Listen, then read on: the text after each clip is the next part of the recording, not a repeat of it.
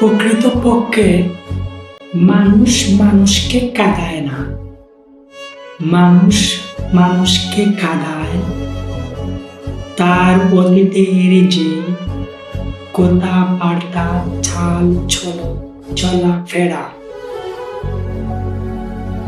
একসাথে উঠা, একসাথে বসা, একসাথে কত রং তামাশা, কত ফুর্তি, কত আমোদ, কত প্রমোদ, এগুলো মনে করে মানুষ কাঁদে।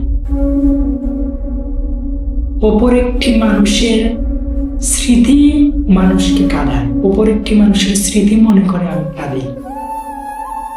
ফর এক্সাম্পল, আমি উদাহরণ হিসাবে বলতে পারি যে ওই মানুষটার সাথে আমার একটা ছবি আছে, ওই ছবিটা আমি দেখে আমি সেই অতীতের কথা মনে পড়ে গেল, তখন আমার মনে একটু খারাপ হয়ে যেতে পারে, খারাপ হবে, এটা স্বাভাবিক।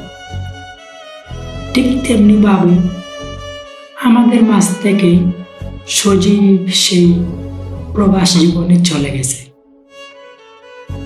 এখন ওকে আমরা কাছে পাবো না, ওকে আমরা নিজ চোখে আমাদের সামনে দেখতে আর পারবো না। হয়তো মুঠোফোনের মাধ্যমে আমরা দেখতে পারি, ওর কথা শুনতে পারি, কিন্তু ওর সাথে যে চলাফেরা, কথাবার্তা, কত রং, কত তামাশা, কত ফুর্তি করেছি, ওসব মনে থাকবে আজীবন, যতদিন আমি বেঁচে থাকবো।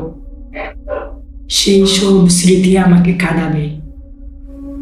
মানুষ হয়তো একের পর এক পর্যায়ক্রমে জন্মগ্রহণ করে, পর্যায়ক্রমে আবার সে কবরেও চলে যায়, কিন্তু এই যে জিন্দেগি এর মধ্যে রয়ে যায় তার জীবনের চলা ফেরা, চাল চলন, কথাবার্তা, ফুর্তি, কত কিছু, এই যে স্মৃতি, এই যে তার জীবনের জিন্দেগির সৃষ্টিশীলতা, এটা অন্যকে কাঁদাবে, এটা আত্মীয়কে কাঁদাবে, এটা বন্ধু বান্ধবদেরকে কাঁদাবে, এটা পরিবার জনকে কাঁদাবে, এটা বিশেষ করে ফ্রেন্ড সার্কেলকে কাঁদাবে, মনে করাবে।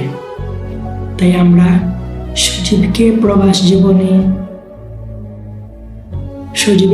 জীবন যেন সুখের হয়, সেই আকাঙ্ক্ষা নিয়ে আল্লাহ তাআলার কাছে দোয়া করি, তার